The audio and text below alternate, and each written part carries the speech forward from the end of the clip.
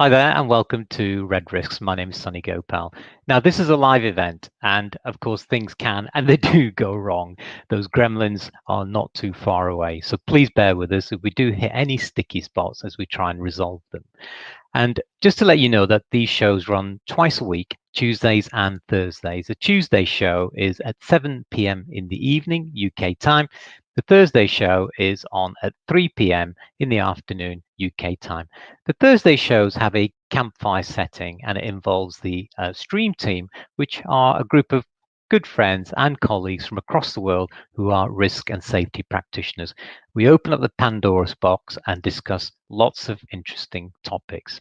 And of course, if you missed the show, which is always possible, we have our own YouTube channel, which is just RedRisks. Subscribe to that and I can notify you through there. And also you can watch the past recordings with our guests and also with the stream team. Of course, with it being a live stream, it's a great opportunity to connect with like-minded individuals out there.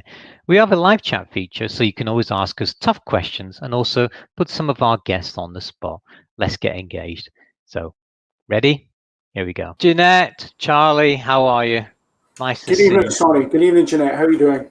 And everyone else who's out there, by the way, who might be listening, hello to you as well. Yes. Absolutely. So hello, Alan, Bondan, Visho, Richard. Nice to see you all. Yes. We've got a really interesting show today. We've got, I think, Charlie, you'd put it as real people, real lives, real stories. Something, yes, that's pretty much what it is. Yes, absolutely. Yeah. So Darren Brunton, let me share with everybody a bit of background on Darren. So I'm going to just flick up a slide here and flick it through. So Darren Brunton is the owner and managing director of 4 companies. 3 are based in Singapore and 1 based in Aberdeen, Scotland. So not too far from you, Charlie, actually. Not too far. Not too far. At 16 years of age, Darren joined the British Forces Army Royal Engineers. He passed the All Arms Commando course in 1981 and joined 3 Commando Brigade, which really comprises of the 5-9 Independent Commando Squadron Royal Engineers, and he was also attached to the 4-5 Commando. Now, during 1982, Darren was in the Falklands War, and we'll talk about this a little bit. It might get emotive during the discussions. He joined them at the age of 21, along with many other British servicemen and women. He was exposed to life-changing experiences that have driven him to where he is today, and I'm really keen to know more about that. Now, while serving in Germany at the age of 19, he qualified as an army diver. And this started his passion of life, which led to a successful career as a military diver and on to be a commercial saturation diver working in the offshore oil and gas industry around the world. Now, Darren is living and working in a high-risk environment when you think about diving, and this has enabled him to gain a detailed understanding of what he calls the life factor or resilience. Now, I know that there are many shows that we've done before where we talk about resilience and everybody has a different perspective on resilience. But let's get Darren on the show and let's talk to him about his perspective, a personal perspective. Darren, how are you? Nice to see you. Hello, Darren. Hello, and thanks so much for welcoming me. Thanks so much for a great introduction as well. Fantastic. You've certainly got quite a few people chiming already. Louise is saying hello to all. Great to see you guys. Hi, Darren. Adnan says welcome from. Oh, we've got a real global attendance here, and Simon of course as well. Hello. Yeah, nice to see you. So, Darren, I've made a set of questions, and Jeanette and Charlie are going to help me along with a lot of this as well in terms of feeding questions. My first question is, what does resilience mean, and what does it mean to you, Darren? Is it different from other people's views and thoughts? Yeah, I think a very good question to start off with, and thanks very much for that. Well, resilience is, like you mentioned earlier on, I think there's many people's different perspective of what resilience is. And if you actually think back, if we go back 12 months, resilience, was it actually being talked about? Was it the key factor in what everybody was thinking about? You know, I think it's really come to the forefront in the last 12 months, where everybody's been struggling, many different dynamics of different industry sectors, home life, office work life and everything. It's just brought resilience and everything around it to the forefront of what we do and what we talk about. So for me, resilience is very much about survivability. Yeah. And it can be in many different ways. You know, when we talk about resilience, it's emotional, it's physical. There's even like last week or this week you were talking about a psychological effect, the psychological resilience as well. But you put all that together, and what you end up with, for me, I think it's much about the mindset. And you mentioned my military career, and when COVID started, it sort of slowed down everything. If you think about our life before COVID, it was full on 100 miles an hour doing what we're doing and just getting on with life.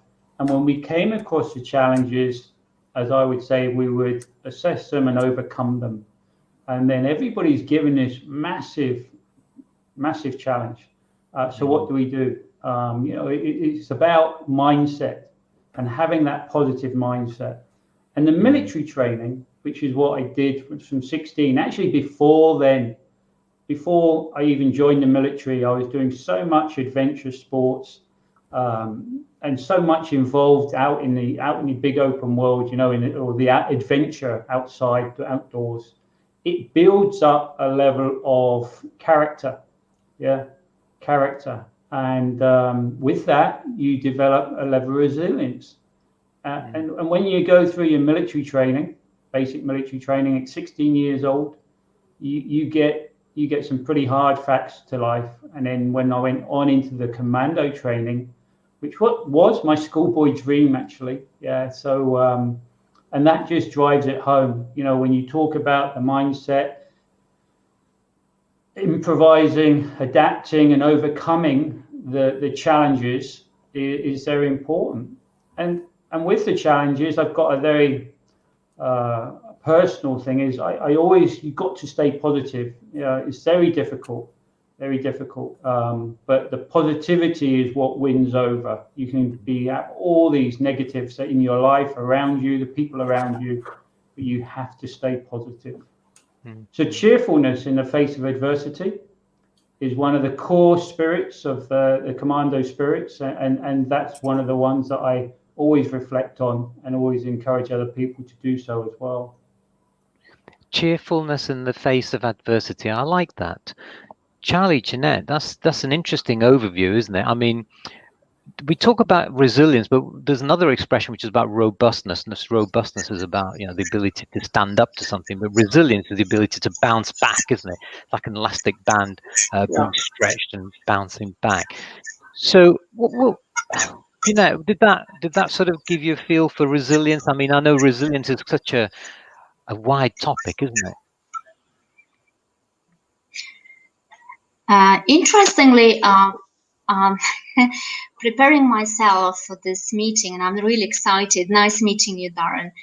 I decided to go and look at the different definitions and meaning of resilience. And I was really surprised, but there is no one single agreed definition or explanation. And it was interesting to see that, for example, medical workers, like medical professionals, they look at the resilience from the perspective of genetics, for example. Social workers or scientists, psychologists, they looked at from the perspective of environmental and systemic reasons.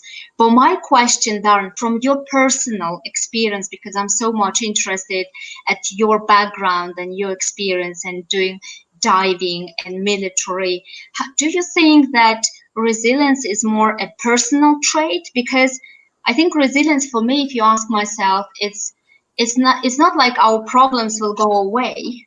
They don't solve or they don't make our problems go away, but it's more about coping mechanisms with those problems. And from your own perspective, do you think it's a personal trait that we can develop, or it's something that is just a background and experience that makes us stronger? Yeah, I think, well, actually, certainly it's something you can develop. You know, I was thinking just today, the younger generation, what they're going through today with the staying at home, they're not allowed out when we used to get out on the streets. That's horrible for them at the moment, 13 teenagers. But later on, they're going to be much more resilient in various aspects of their life because they reflect back and think, hey, yeah, we got through that. It may have been boring, it may have been troublesome, but we did it, and that's going to hold them much stronger. So again, in my early days and on my reflection, when COVID did start and we were housebound, I reflected on my life and my journey, and I reflected back to that military training because it is so tough and so hard, and often you don't realise it is when you're doing it. You just get on and do it. In fact, yeah, this is great. You're a young teenager. That's what you want to do. You want to train. You want to train to kill people. That's what it's all about. But then when it comes to doing that, that's a different story. But you build up that strength in the mindset and the resilience of the physical resilience, and the health resilience comes with that. I mean, I still train. I need to train daily, if not very often. And if I don't, I start to feel unrested. Physical fitness is important to me, which brings a mindset of fitness as well in the health in the mind. But everybody's different, and you'll have some individuals that will crack very quickly. I often say I'll be watching a movie. I may be watching what's that TV show you have in the UK, the Star Show, where they get up and sing and everything. Some of those too many of them. There's too many of them. Which one? But I may be watching one of them, and I'll be sat at home and I'll be crying, and my wife would turn around and say, "Hey, what are you crying about?" Yeah.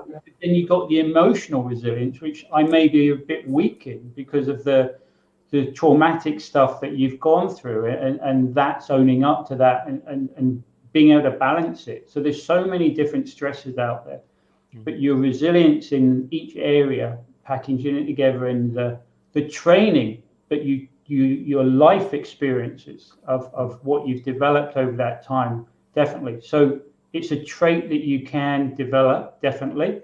It is often down to the individual mindset, how strong they are as well.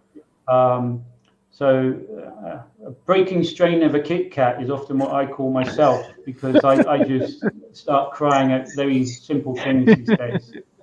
That's not a weakness. That's a sign of strength. No, anyway. So yes. Yeah, I think I agree with you, and that's the way I look at it. But when you sat with a bunch of people, that particularly my staff, sometimes I get so emotional when I'm talking to my staff, and they go, "What's he doing?" But that's that's the passion behind it. That's the other thing about being resilient. You have to care about other people. It's not just about yourself. And you have to have that passion for doing what you're doing to be able to get through the challenges that we're faced. And they're so dynamic. So being agile and being able to adapt swiftly and quickly, that in today's climate, that's very important. Mm-hmm. You've got a ton of chat comments coming in, by the way. I'm going to go through it very quickly, and then I think Charlie, I've got a question for Charlie, which will bring in other things as well. So firstly, let's just say hello to a few people. Louise, thank you. Adnan, yes. And Darren Sutton says hello. Thank you, by the way, for contributing to his birthday wishes on the Tuesday show. That was good. Yeah. Oh, very good. I think we caught him. Let's go to a commercial. And and then we've got Louise saying, at the start of the crisis, Darren recorded a post on his LinkedIn page which stuck with me personally, and Chiltern, Singapore created the first branch meeting, which was an example for others to follow. Thank you, Darren.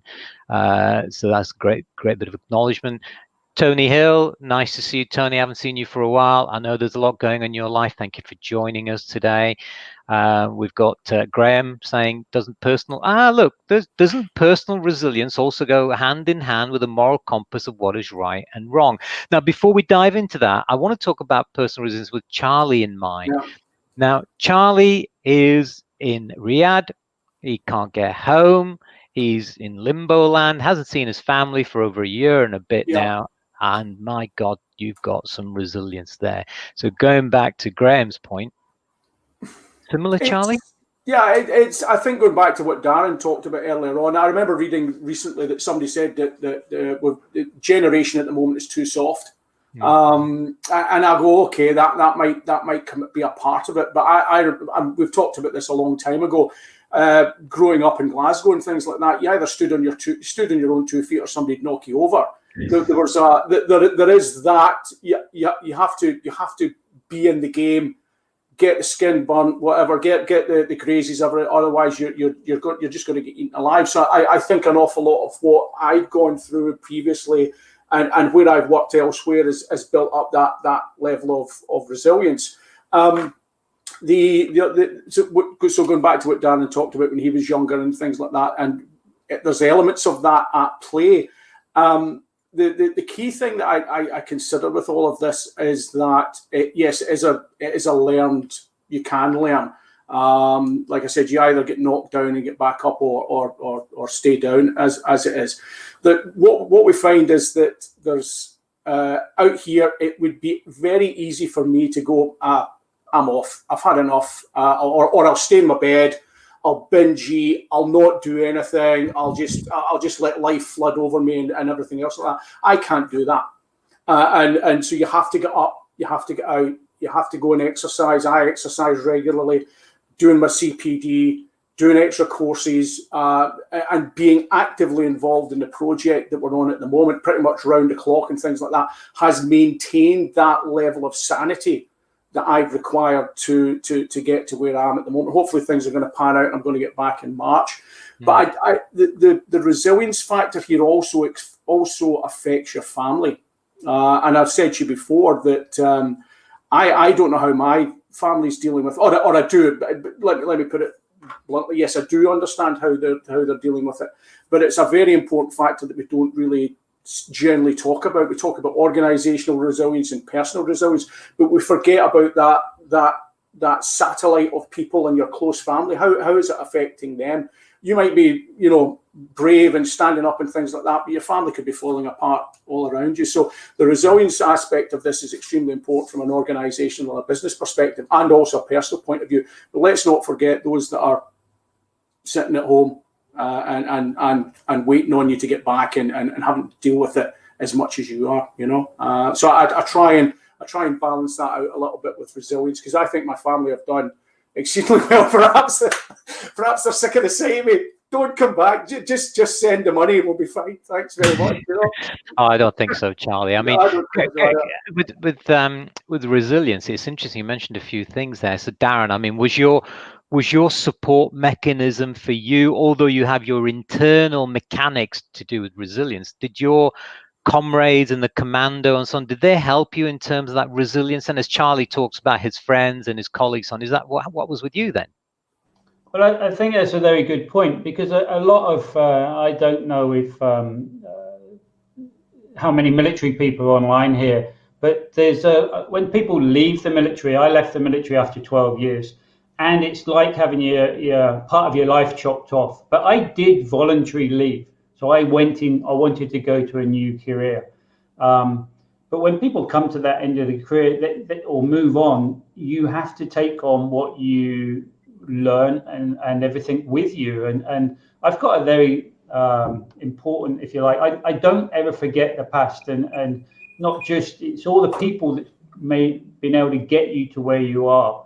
So yes, we've got various social media posts that we keep in touch with the close guys that you were with in the military and the older ones. I mean, I joined the military at 16, and one of the guys that joined just after me, a guy called Jack Frost, a very close friend of mine, he only just got out about 3 years ago, and we were down the Falklands together, and we went back down there last year, the first time I'd been back. So that brotherhood, if you like, brothers from different mothers, as you might say, that is very powerful. And when people leave the military, sometimes people drop off that and they don't stay connected for various reasons, and others stay engaged, sometimes to the extreme, but sometimes there's a balance. I try to do a balance. I keep engaged with the groups, go to reunions when I can, and it is a strong. I fortunately, touch wood, I've controlled my emotions as much as I can, so I'm not into that extreme of any mental health conditions. I think my wife may say something different, but yeah. So that's the support network is there. In fact, I was only talking to one guy today about the support network when he was injured, and it's really good for the military, I believe. We have got. It is important, like Charlie said, having your family around. So the resilience. I think that's extremely important. The relationships, Darren, are extremely important. Whether they're just your friends and your relatives, but having that family, the relationships is extremely important with regards to how you get through this. Yeah, and also it's the people around you in your company there, Charlie. In the company you work with, if you're the boss, you're the leader. One of the biggest issues I see right now is the senior managers. Who do they have to talk to? And they've got to be resilient in their own capacity, the CEOs and everybody else. So as leaders, you've got to have an avenue to lean on as well. Just pick up on some of the comments here. Conditioning. So we've got Vince on the show giving feedback, and he says, resilience has evolved into many employment settings. The employer can treat the worker horribly, making unreasonable demands and hide behind. The workers must be resilient because they. Yeah, I mean, this chimes and really echoes on what we're saying. That resilience, as Jeanette said, has got so many different meanings and so many different avenues. Now we've got Adrash. Anyone share the experience in the knee? Oh, okay. That's we'll go away from NEBOSH exams for the moment. Sorry, Adash. Simon says, would you agree that Nietzsche, what doesn't kill you makes you stronger? Now, there's an interesting one, isn't there? What do you think about that one then, Darren? Well, certainly. I mean, you can push yourself to the limits, and that's it. That for me, that's going to make you stronger. I mean, my career in the fitness, I was a very fit manic in the military.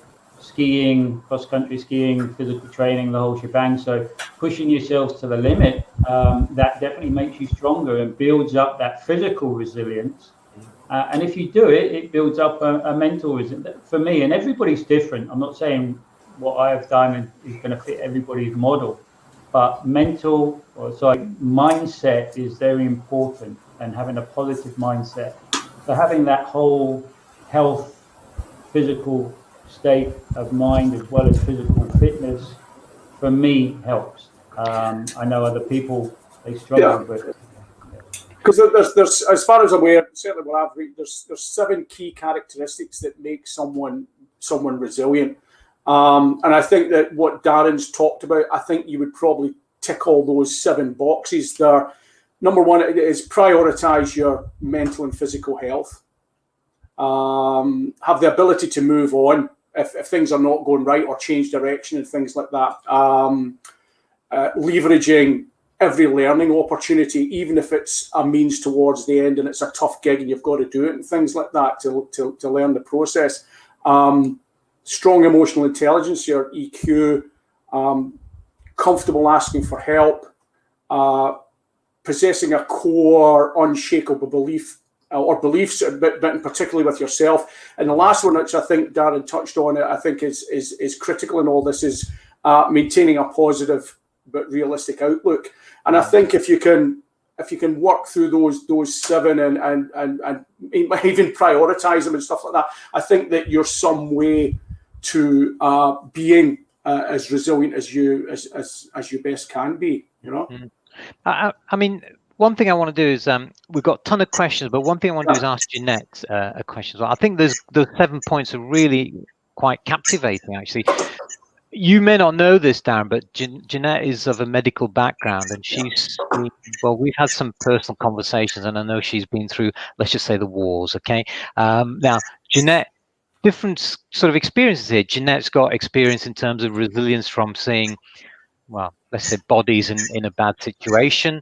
Charlie is home locked at the moment. He can't get away. He's got project dynamics going on, pressures and stress and so on.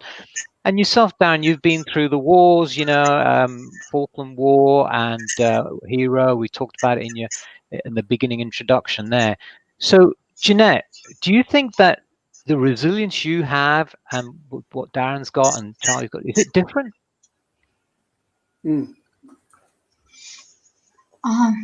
I don't know if it's different because I don't know the guys as much as I wish to know, but I think that resilience, it's about, actually, I didn't know about that, but when I watched some of the Darren's YouTube videos and read some of your articles, I realized that the resilience for me is about searching for meaning. And I like that a lot, Darren. I would like to thank you for that. And I think that in any situation it's about finding that meaning and purpose of today's life. Yes, taking into consideration your previous and past experience and maybe some adverse situations, but it's trying to find the meaning and purpose today and looking forward, but not forgetting about living today and trying to cope with the difficulties. I do believe that what Darren said, that is different. It's different because it's biological, it's genetics, it's also our different childhood, society, social relationship, education. There's so many factors. Correct. And I believe that all of them are combined. And I really regret, and that would be my question to Darren, that not many leadership training that I've seen in my life, they do include resilience as one of the domain of being a leader, because leadership, it's about also care for others. So I was really also, I think I appreciate, Darren, that in part of your business activities, whenever you talk about resilience, you talk about leadership. And for me, it's very interesting. But the question is a bit different, if I may. The question about diving. And I know that after your military career, you went into diving experience. If you could tell me, I'm so curious, I'm not diving myself, but I believe that diving was another turning point in your career, and maybe you can share some thoughts how diving experience, being down deep when it's dark and you call it noisy and silent at the same time. How did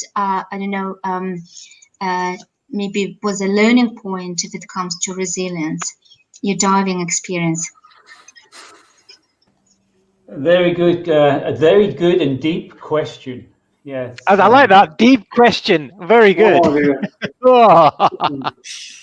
But I mean, there's one thing I do say with I try to advocate in what I do is resilience. When somebody says they can't do anything, I just say, well, there's no such word as can't in the dictionary, in my dictionary anyway. So if you can't, or you say you can't do something, then you've got to adapt, be agile, move around it and overcome it. Because it doesn't matter what the challenge is, whether I think it was Sonny said, oh, you back away and do a different direction or something. You have to take different approaches. Sometimes you can go through it, sometimes you can go over it, sometimes you have to go around it. But for me, having a word of can't in there is a non-starter. You've got to think about the resilience, if you like, of how to overcome this challenge with all the different characters. Another one would say, somebody may say to me, oh, you go and do this 500 press-ups or whatever, and it's good character building. But when I was young, that was great. So my answer to them now is, no, thank you very much. I've got enough character. I don't need to do it anymore. But okay, so going back to your question about the diving in the deep, I think the resilience came into that was going back to my school boy dream again. I remember my teacher, believe it or not, and my memory's not that good these days, but Mrs. Bryce was her name. And we had to draw in the class, I think I was about 8 or 11, something like that, what we wanted to be when we grew up. And I remember drawing a picture of a deep sea diver and a Royal Marine. And that's why I always say my schoolboy dreams have actually come to fruit. It didn't have in that schoolboy dream being a businessman and an entrepreneur, but that obviously came later. But the diving part of it was always a passion from young, I think. I didn't really know much about it. I saw the danger of the oil field divers in the North Sea back in those days, in the 70s. And along with that, something drew me to it. I mean, when I was a young lad, I was about that thick, big as well. You know, I was like a matchstick. It wasn't, except I was big and big either. So the diving aspect of it, when I went in the military, as I trained as a diver in the military, and we were faced with different tasks during that as well. You're down there, you're working, often you can't see anything, different animals, if you touch them, they're going to hurt you. The currents, there's another environmental aspect to the challenges that you're going to have to deal with. And when I say it's silent but it's noisy, it's silent down there. I mean, I still go diving today. I'd love to get out my office and go down to our training centre. We've got a commercial diving I've seen the video. Yeah. I go down and you know, there's 60-year-olds coming in the water with the guys, the young guys. So it's all a part about getting back to that. And I was nearly killed a couple of times while I was underwater, and the adversity of that, dealing with those emergencies, that's one thing that changed the way and what I wanted to do.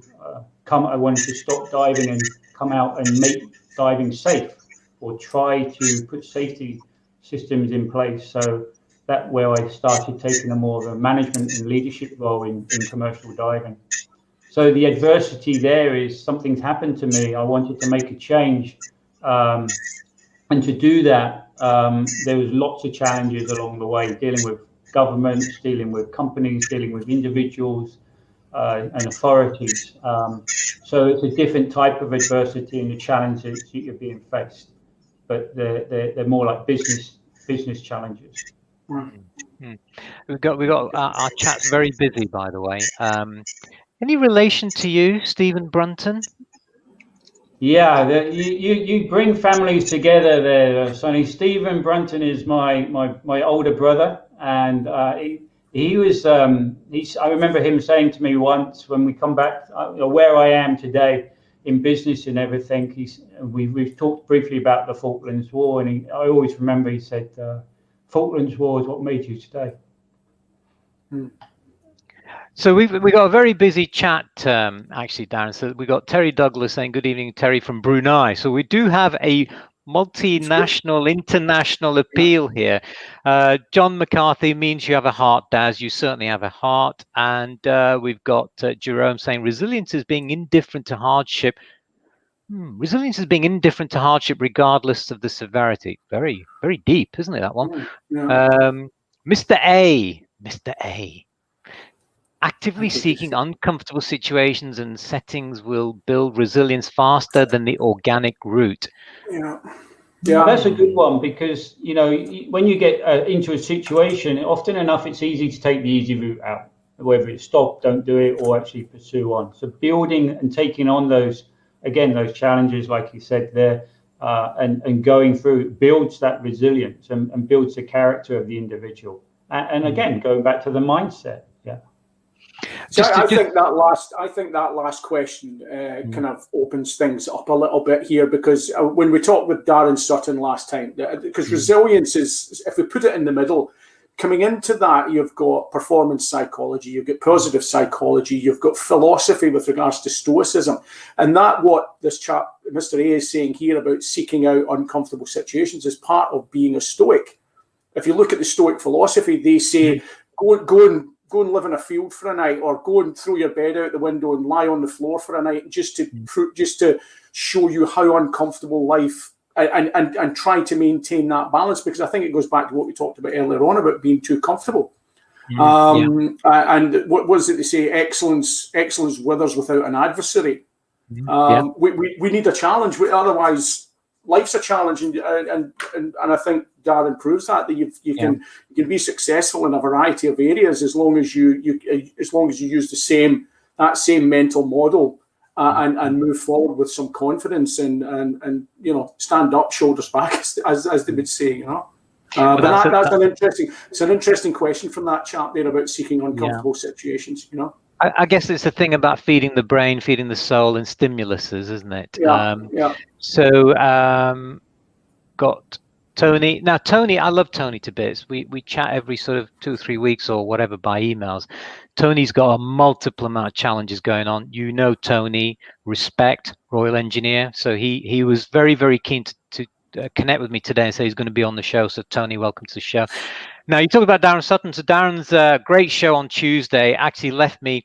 What's the expression we say, Charlie, living rent-free in my head or something? Yeah, living rent-free in my head. Same as Dave Snowden still. Yeah, Darren, naughty you, Darren. You've been living rent-free in our head. We're going to have to start charging you in the future, I think. So he says, building team resilience is something that the military does very well, because Darren's, of course, he was ex-military. Simple rituals such as the buddy-buddy system, shared experiences, challenges, and even shard cap badge are all fundamental to team resilience. This is about belonging, isn't it? I'm reading a great book at the moment. It's all about belonging cues, and they're so powerful. Did you feel belonging in a crew and so on helped you as well with resilience then, Darren? In a crew? Well, is belonging a big thing for you in terms of a resilient support system? I think so. Yeah, very much. You need to have that network. You know, in the military, you've got that massive network of everybody around you, and it's very buddying hard and very tough sometimes. But you got good friends and bad friends, like you have everywhere. Then that builds up that level of resilience in that personal relationship sort of scenarios. When I left, I joined different groups. I still a member of IOSH, heavily involved in different other industry associations and groups that keep you very busy, keep your mind going. As soon as you start to slow down, then you start thinking about other things. You need to stay active, very, very important, and that group network. And obviously, the social media right now is fantastic because you can network a lot easier without. I just pick up on one thing. I think it was Charlie saying that the youngsters of today are not as what they were when we were kids. It was a quote. It was a quote. Don't quote me. It was a quote from somebody had written in LinkedIn or something like that. Don't go in. But there's a lot of that, and you know, whether it's right or wrong. I think part of resilience is actually preparing and giving the kids and the teenagers that exposure to the outdoor, the adventure and stuff like that. And society today is very much going to iPhones, indoor sort of activities. So there is a lack there. But it's something, I guess, knowing about it, we can work on it as a society, hopefully. But certainly I think the resilience of the generations change for sure. You look at before our generation, the World War generation, their resilience was absolutely amazing. I've flicked the next question up on the bottom, but before we do that, let's just clear the board of these questions. But folks, please keep them coming in. And Jeanette, if there's any questions, just chime away while I just check the scene here.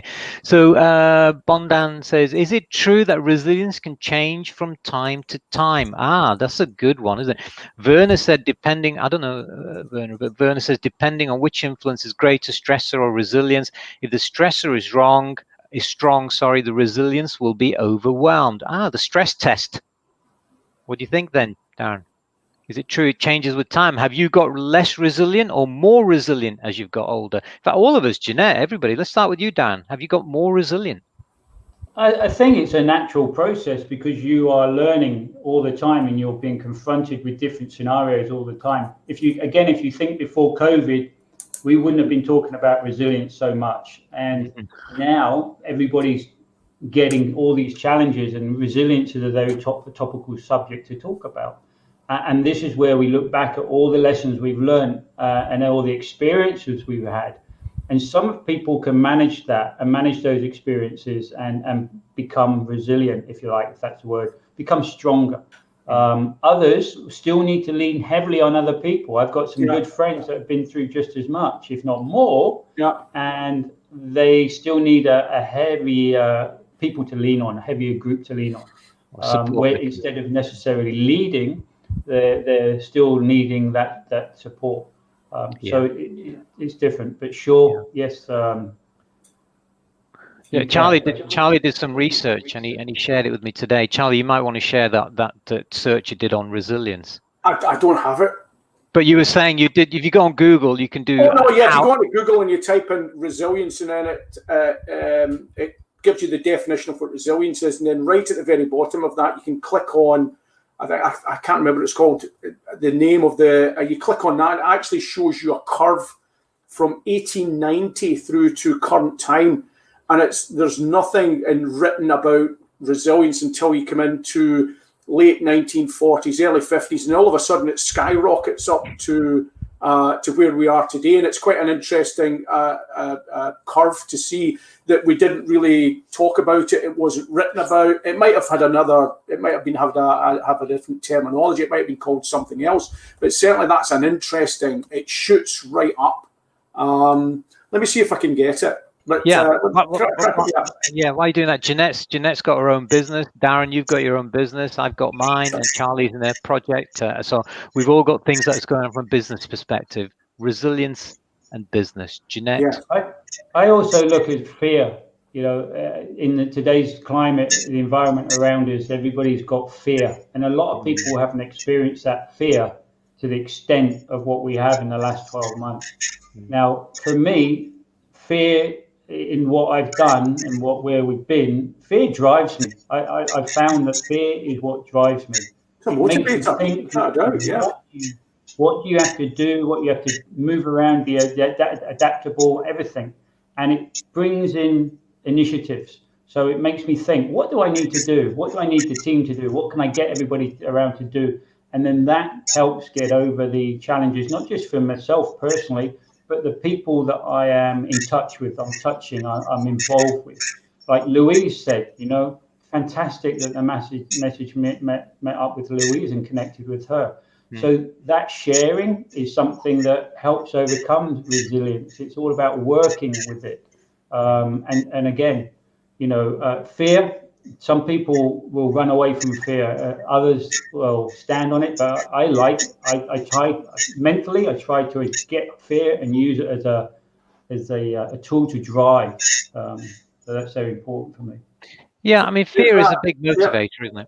Oh, you found it. That's it. Yeah, but you can see it's gone straight off up there, you know, in terms of resilience. All the books that Google have online and scanned in and things like that, it shows you that the if you type in that word resilience, it's really shot up since post Second World War, if you will, 1950s, 60s onwards, you know.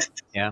So Jeanette, we talked about business, and we're going to touch a little bit. We've got quite a few minutes yet, 17 minutes as we go for the hour, and I've got a few questions in the back pocket. But let's talk about resilience. We've talked about resilience, and we've sort of put a frame around it, how it's different in different areas to do with business, well, to do with being in the army or to doing a project and so on.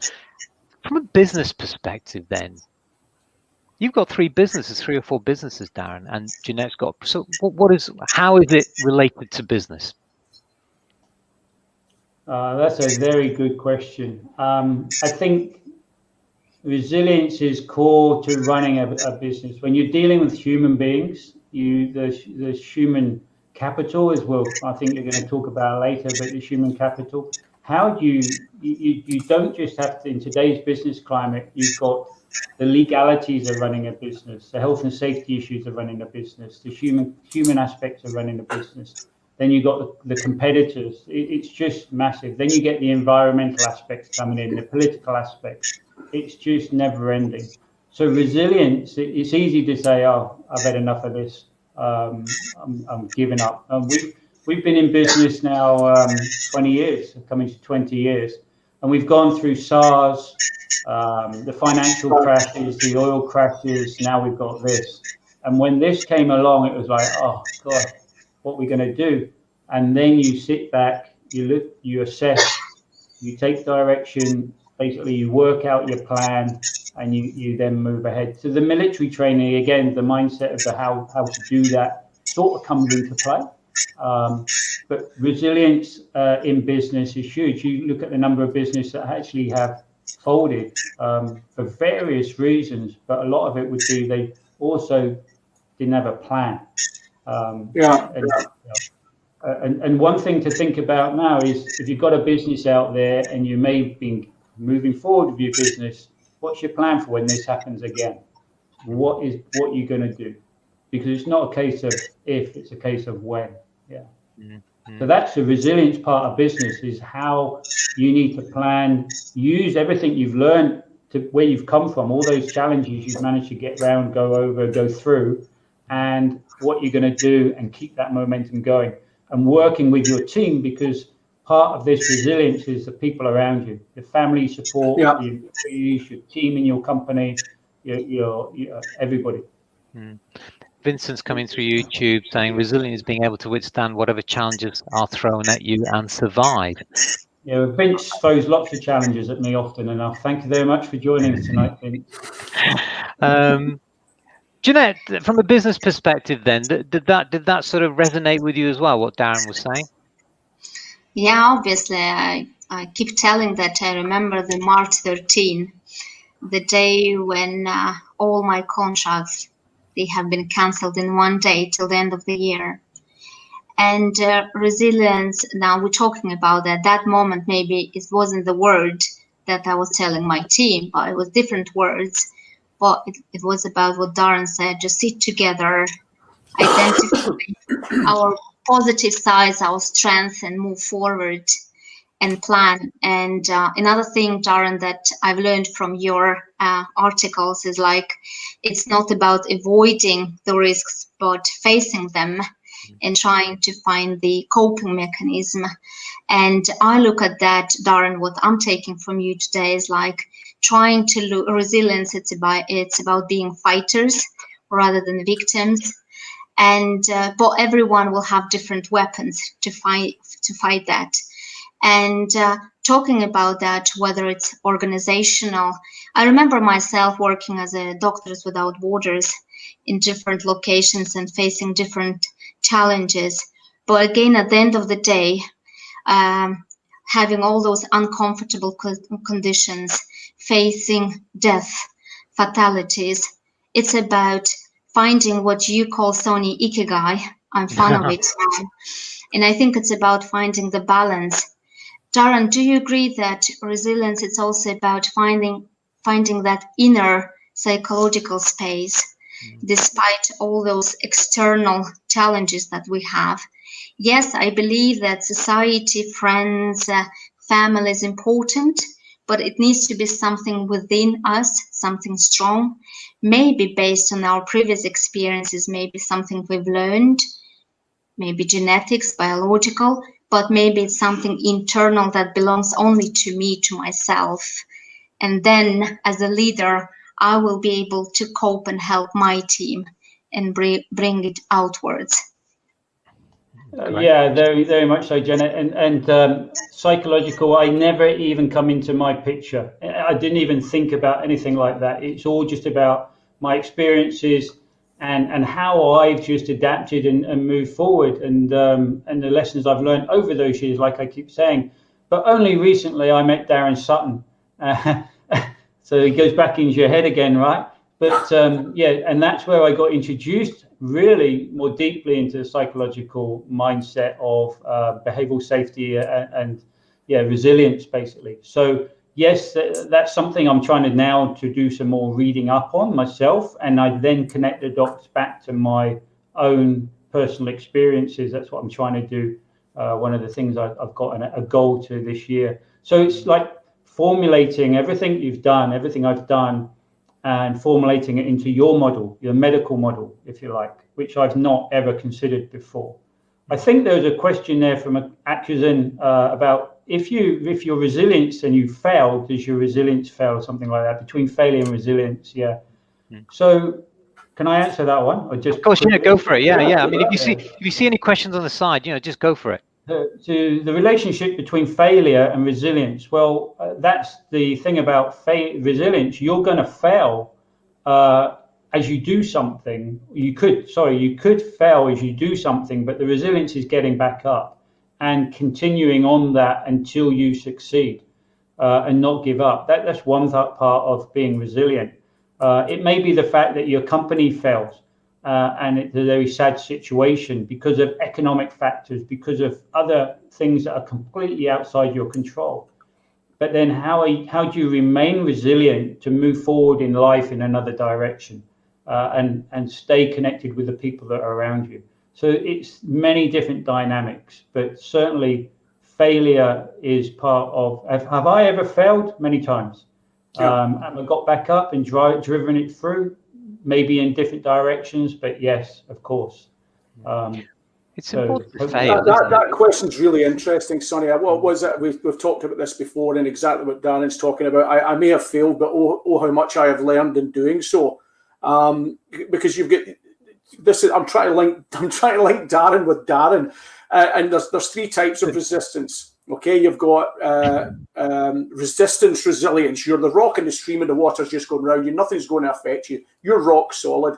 You've got recovery resilience, where things have knocked you down, but you've got back up and got on with it with no adverse effect.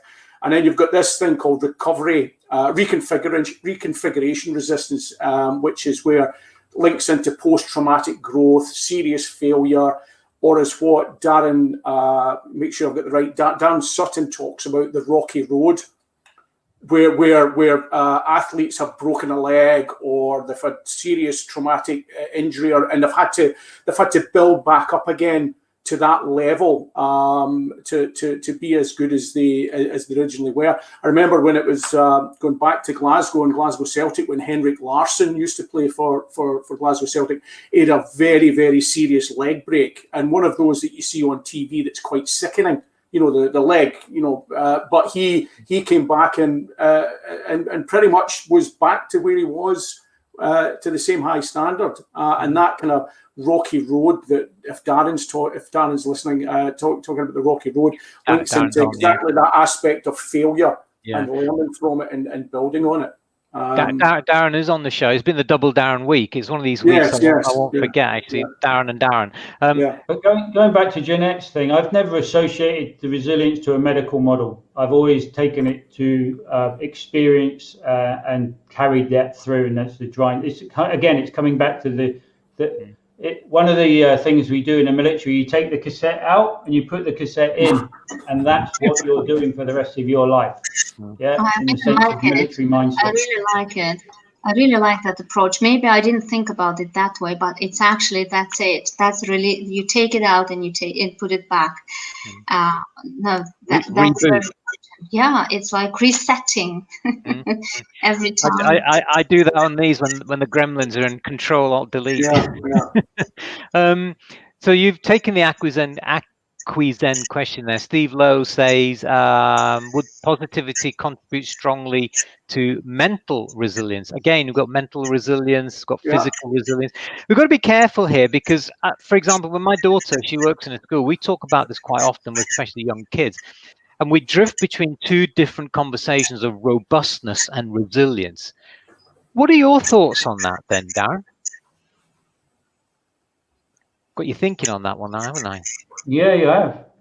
Well, I think resilience is probably more of a journey in the sense of where you've been and where you're going and your experiences over that period that makes you resilient. It's like building protection around you each time when you're challenged and you manage to overachieve it and overcome it. Where robustness, Charlie, do a quick Google definition of robustness. Well, I mean, okay, quick. Nancy Leveson Nancy Leveson and people talk about robustness as your adversity to withstand things. Okay, it's your toughness, how you can be like that. But do they go hand in hand? I mean, can you be resilient if you're soft at heart? Can you have people who've got big hearts and yet resilient? And the belonging thing again. So I'm trying to sort of stitch all these together. Maybe, I mean, you don't have to be a roughy toughy to say, well, I am resilient. You can have people who are, I mean, like Mother Teresa. She was probably the person, one of the biggest heart, but she was resilient in many ways as well. Okay, so and that's the conversation I have with my daughter. I'm saying, look, you got kids who she works with, really young kids, and I say, well, most of them. Someone may raise a comment about whether they're too soft nowadays, right? They don't know. They fall over in the playground. It's all crying and this. It wasn't like that in my day. But come on, it's not necessarily about that, is it? No, but they forget when they did fall over, they did cry, and that's part of it. You're right. Robustness is, for me, robust is having a robust system in place to build resilience. Having a robust attitude and a robust mindset to build that resilience. It's like part of the process to gain resilience. Yeah. I mean, I think Tony made the comment of what doesn't kill you makes you stronger. I mean, if it killed you, there's no point to talk about anyway. But if you get stronger and stronger with all these adverse challenges and the stimulus for the brain, you know, it fires up the amygdala, fires up the hippocampus and everything else in the brain, then you're in a better position, aren't you, to face those challenges that come with you. You're more resilient towards it as well. Yeah. So we've got Jorge, our friend Jorge in Mexico. In some industries, airplane pilots, nuclear operators, space astronauts, etc., the periodic training cover videos about major accidents to prepare them for critical situations. What do you think, Darren? You're a diver. Do you find that doing all those critical operations requires you to have a certain level of resilience, or is it just something that you just go into? Yeah, I guess that will come down to maybe a bit of physical resilience, emotional experience as well. But you know, when all these critical activities, diving particularly, emergency response, and to rehearse it, drill it, so when the thing does go wrong, you know what's happening. Whether that's resilient in any way, but it certainly helps you prepare for an emergency, which would be resilient in an emergency situation. If you don't prepare and you don't practice, then when it does happen, you're running around in circles, and that's been demonstrated so many times. Yeah, that's crisis management, isn't it? I guess. Yeah. So we've got this actually is Arun Garg, although we can't see his name on there. Arun's going to be on the show in the future. He's doing a PhD in resilient safety culture from Canada side. So he says those are high risk organization, high reliability organizations. Okay. Graham, I think you know Graham from Consult Safe. Another great thought-provoking challenge from the stream team plus Darren. I guess that's Darren and Darren. So it's been quite a good week. Now, while I pick up the next question for us, which is going to tie us up quite a bit towards the end, just quickly panning around, Jeanette, do you think that from a business perspective, is there any questions you want to throw at Darren in terms of resilience and business? Did I miss anything?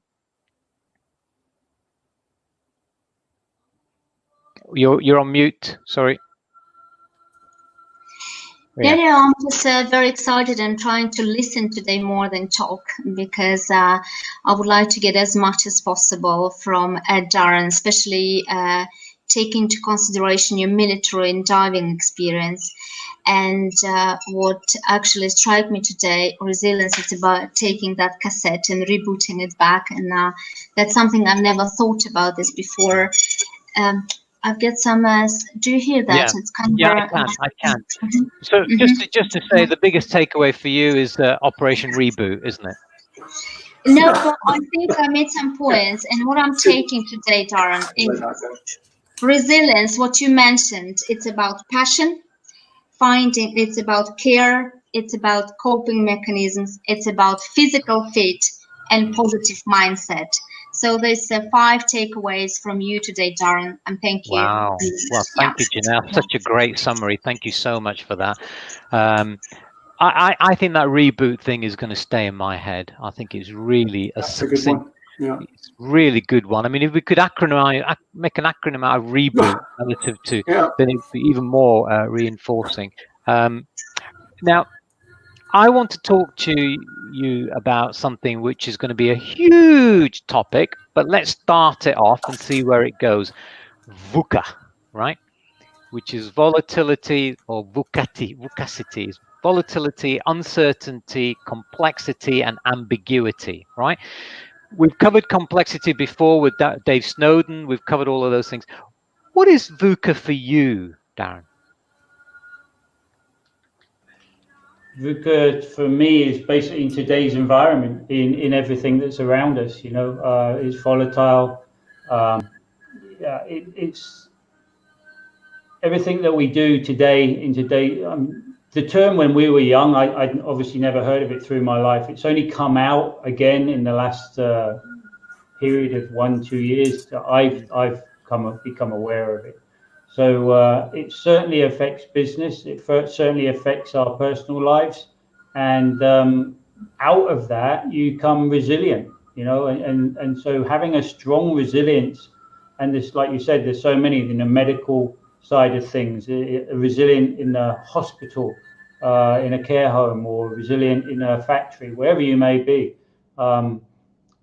Everybody's going to be suffering from some form of VUCA environment in today's global environment, the uncertainty and everything. Yeah. So the resilience is probably one of you must build that resilience to be able to take that forward and overcome it. I had Charlie's call to prayers in the background. Sorry, Charlie, I had to mute there for a couple of seconds. Okay. I think the shows we've got planned this year, the stream team set off last year saying we're going to focus a lot on the mind, health and well-being and so on. And VUCA plays a very important part because we're going to be looking at resilient safety culture. Louise Hosking is on next week. We're going to talk about human capital. So there's lots and lots of interesting aspects to VUCA. And also from a business perspective, VUCA comes in when they talk about Scrum and Agile working and Kanban. I can throw lots of other initials and acronyms at you, but I've thoroughly enjoyed it. Just picking up on this point by Jerome. Jerome is saying resilience can also be about resistance to change and improvement. And Vince is saying if the reward is less than the cost to overcome VUCA, it's not commercially viable to operate a business. If the reward is less than the cost to overcome VUCA. Yes, but that's nearly about everything, isn't it? You wouldn't do a business and run it to the ground just because you think it's a good thing to do. Closing thoughts then. Resilience is a massive topic. It's got massive amounts of definitions, and it depends on who you talk to. Everybody sees resilience in a different way. And just going round between us and anybody on chat as well. Darren, is there anything else that you want to sort of give us in terms of tips for 2021? People are in a very tough situation in many respects, be it mental or physical. What would be your top tips or top tip that you would share in terms of saying to that individual who's going through absolute hell and torture them? What do you think they should do in terms of improving their resilience? Many different things in the sense of, I mean, staying connected, don't isolate yourself, reach out and talk to somebody. It's about a positive mindset. And, there's so much negativity on the news today. Don't watch the news, do something else. I'm eating my own words here because that's the first thing I do when I go home is turn on the news. But, it's about staying away from negativity.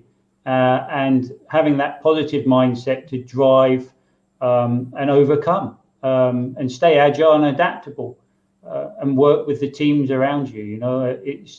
It's a team for me. It's the people around you. It's a team involved with you. And I hope that helps anybody who's out there. I think it does. Yeah.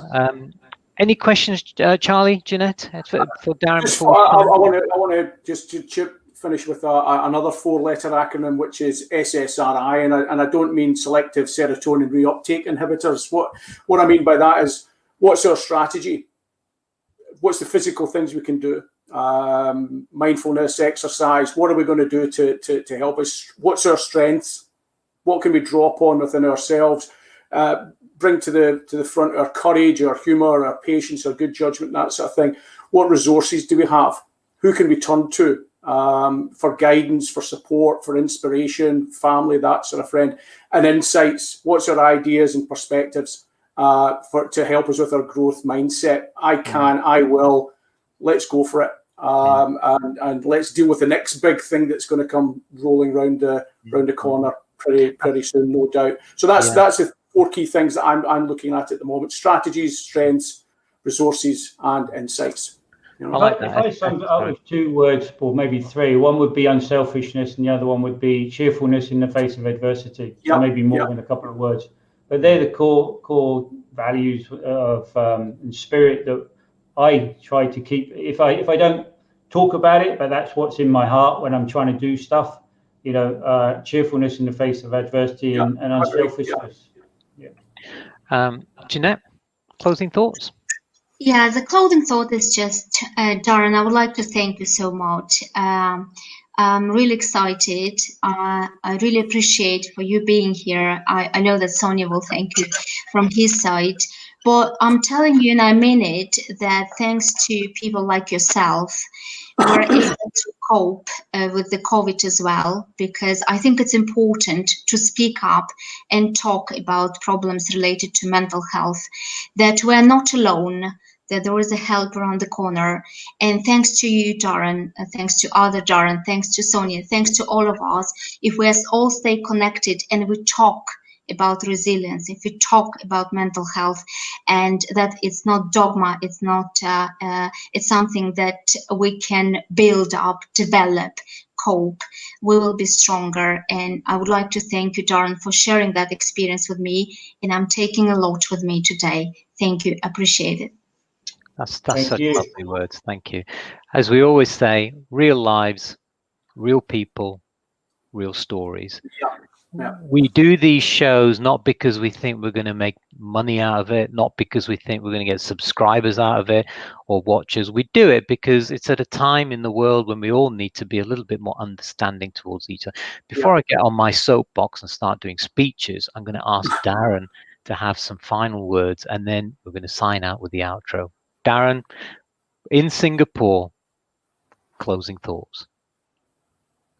Well, I just want to say thank you, Sonny, for inviting me on here. We haven't known each other that long, but it's been a great journey in meeting you and the others in your team there. And I also want to thank everybody that's logged in tonight. I know by the questions, there's quite a few guys and girls here from Singapore and the Southeast Asia region. Louise, yeah, great to see you, and I wish you all the best. And my brother, I know, who's online as well, fantastic. So thanks so much. And you know, it's all about, for me, it's all about heart, passion, giving back as much as anything, and that helps drive through the challenges. You know, there's so much we could sit here and talk about, and it's all, yeah, it's the passion, it's the mindset, and the courage, and everything else around that. So thanks so much from the bottom of my heart there, Sonny and Janet and Charlie, for inviting me on for this chat. I've got loads more I'd love to share, but obviously time's run out, and maybe another time. Don't think you've got away that easily. We're going to get you back on this show, you know, so be prepared. I just want to say, kicking G. I love that. As a business, you want to keep profit up. How much you march on with a high spirit in your staff and the staff in the VUCA atmosphere. Let's leave that one, because we have Klaus Buckelassen coming on the show sometime in March, I believe, or February. He is a world-class expert in Scrum, Kanban, Agile working, VUCA, UDA, and many other things. All right. So leave that for now. Richard says, Pama Pataram. Thank you. Brilliant. I guess that's an army one. Diverse Talk says, excellent topic. Louise, thank you very much. Looking forward to human capital next week. Tony Hill, thanks all. Very interesting discussion. Good job. Wash hands. I would say good job, everybody. Thank you so much. Love you. Catch up with you soon. Next Tuesday, we have the world-class Larry Sen, and we're going to talk about the mood elevator. He is the godfather of corporate culture and safety. The shows just get better and better. In relation to Peter Sen, there's another man. Yeah. Could be. I mean, Larry Sen is from the Sen Delaney. Lovely man, lives by the beach in California in a big plush place, you know. So I'm looking forward to chatting to him. Yeah. There's lots of ups and downs on that discussion. Oh, very good. I like that. Yeah, this only arrived. Yeah. This only arrived today. I'm not going to get a chance to read it, but I'll tell you, folks, if you do want to get hooked on these shows, I've also got David Allen coming on the show. He's the guy who wrote the book called Getting Things Done. So we give you quality on this show, okay? Just like Darren. Darren, thank you so much. Take care of yourself, everybody. I will catch up with you next week, all right? If you can stay on after the show, we'll have a little chat, okay? Take care. Bye for now. Bye, everyone. Bye. Thank you so much for stopping by. I hope you enjoyed that show. Now, as I mentioned, we have 2 shows a week, Tuesdays and Thursdays. The Tuesday show is at 7 p.m. in the evening, and the Thursday show is at 3 o'clock in the afternoon, UK time. If you missed the show, we always upload our recordings to our YouTube channel, RedRisks. Subscribe, and I can also notify you of any upcoming events. one way or another, we will make sure that we keep in touch with you.